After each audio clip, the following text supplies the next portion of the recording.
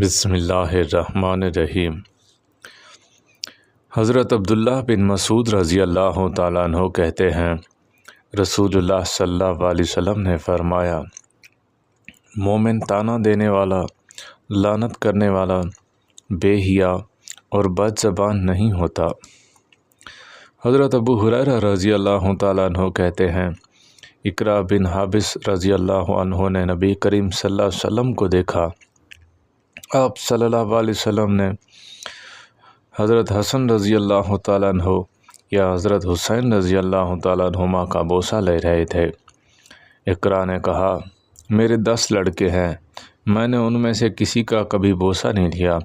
آپ صلی اللہ علیہ وسلم نے فرمایا، جو رحم نہیں کرتا اس پر رحم نہیں کیا جاتا۔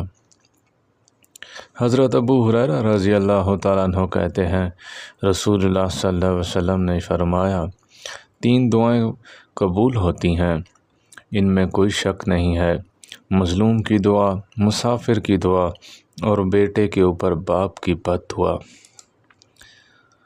عبداللہ بن عمر رضی اللہ تعالیٰ عنہ سے روایت ہے، نبی کریم صلی اللہ علیہ وسلم نے فرمایا، صلہ رحمی کرنے والا وہ نہیں جو بدلہ چکائے، بلکہ حقیقی صلہ رحمی کرنے والا وہ ہے جو رشتہ ناشتہ توڑنے پر بھی صلہ رحمی کرے۔